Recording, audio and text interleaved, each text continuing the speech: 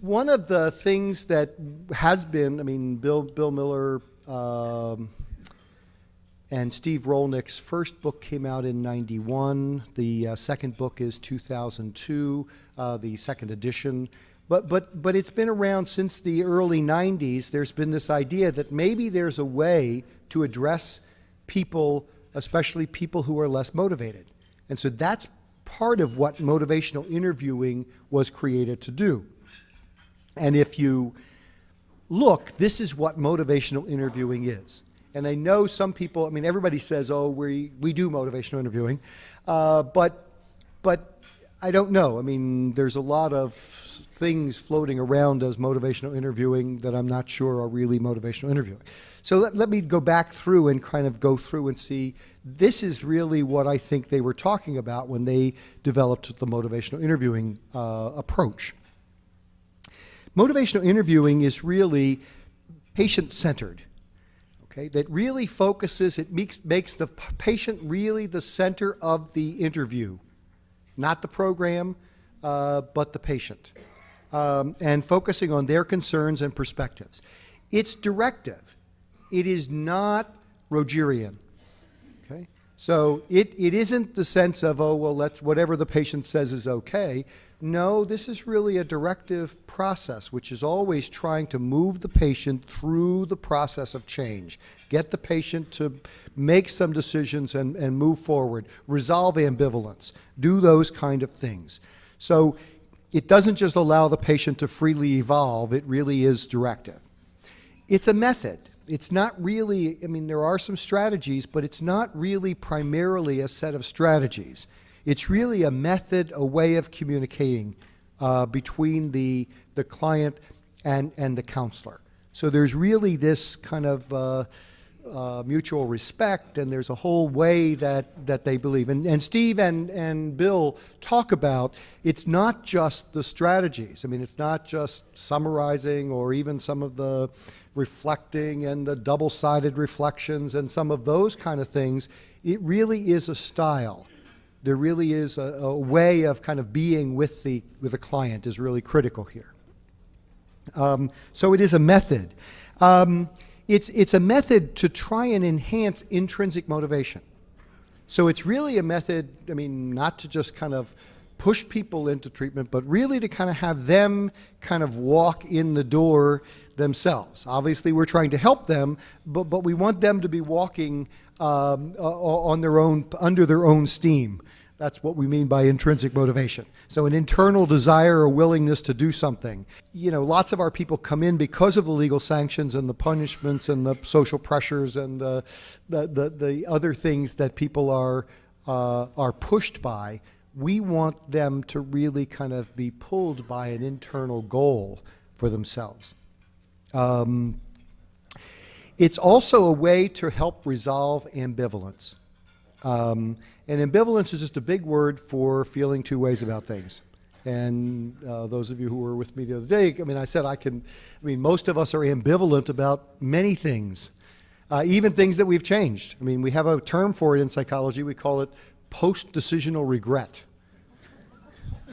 We always like to put these big words on top of that. It's, you know, once you make a decision, you go, oh, God, was that the car I really should have bought? Was that, well, the house is, yeah, but that house, did I pay too much for that house?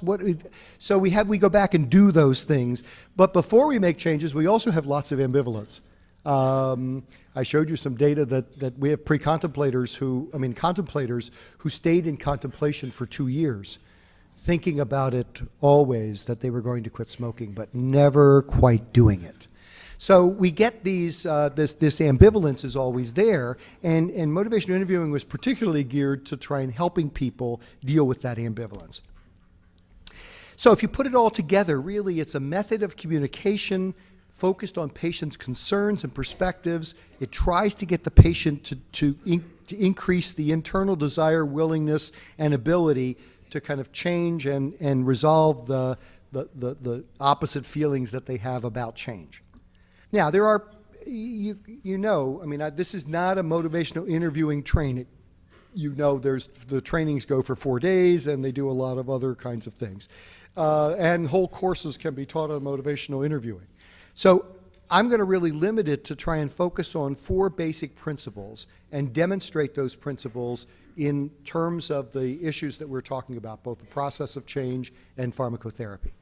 So there really are 4 basic principles: express empathy, develop discrepancy, roll with resistance, and support self-efficacy. If you can do those 4 things, it seems like that's critical to what you're doing. So if we're expressing empathy, we're really, acceptance is key. Skillful, reflective listening. Not just listening, but listening and letting the client know that you've heard them, that you're reflecting on what they are saying to you. Understanding that ambivalence is normal, so that you don't try to push somebody ahead, and as soon as they say, well, I'm thinking about it, you go, okay, great. We have a 12-week intensive program that you could get into. They just said they were thinking about it. I mean, they're still ambivalent about some of that. So you really try and help them resolve some of that ambivalence and understand the patient's perspective. I mean, if you don't do that, you end up always battling them about something.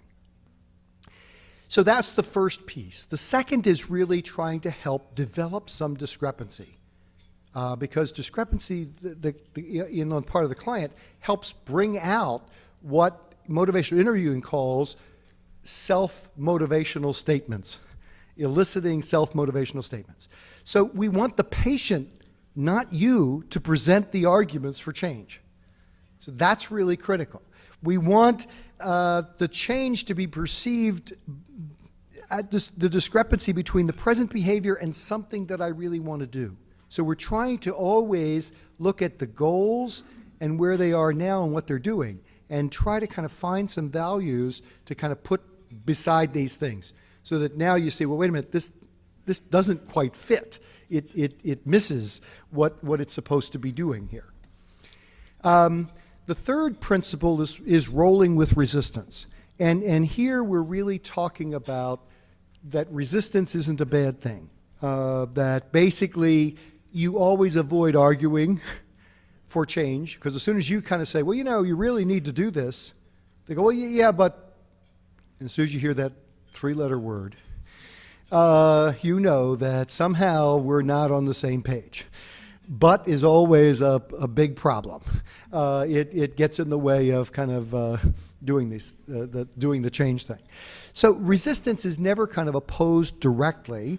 You ask for new perspectives.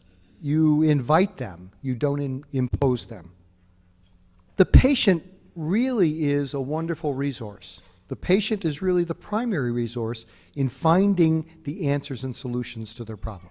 You are clearly a professional resource. You have knowledge. You have experience with other patients. You can share that kind of stuff, but it's really this patient in front of you who has to make the choices and find the answers for himself or herself. And resistance is always a signal that you need to do something different.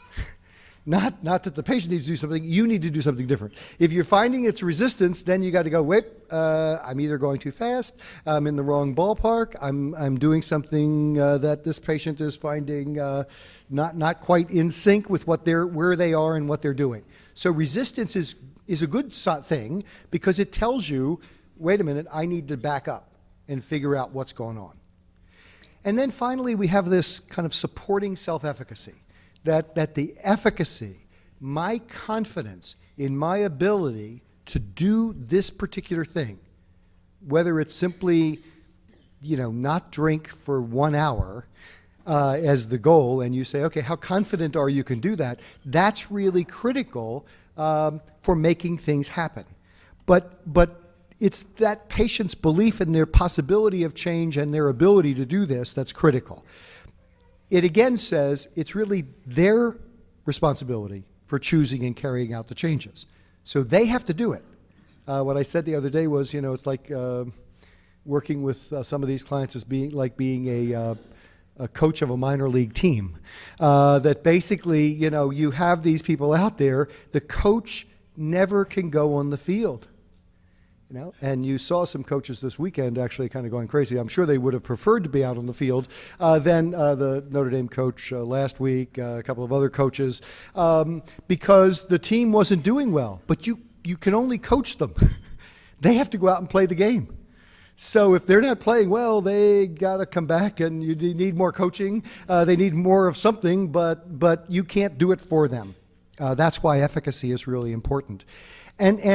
But your beliefs are really critical. If you believe they have the ability to change, that's really helpful.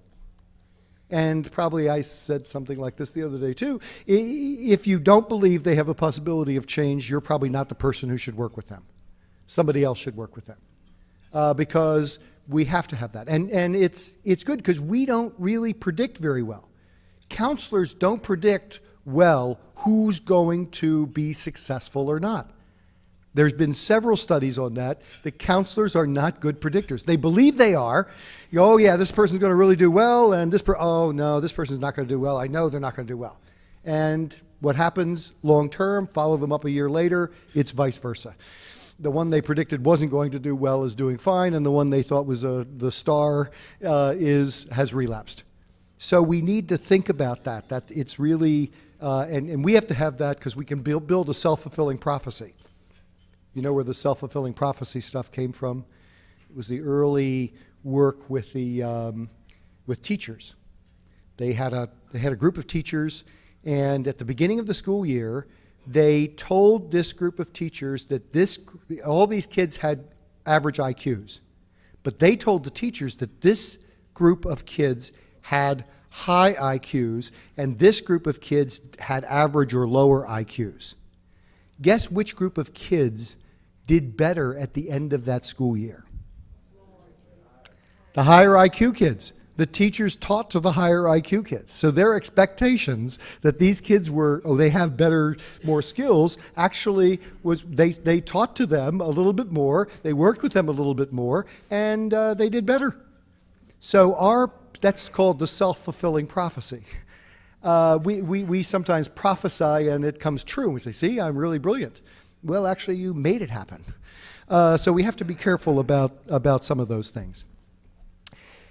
It's also true that, we have some data that says, fewer than about 20% of the people in any population that has a problem are really prepared for action at any given time.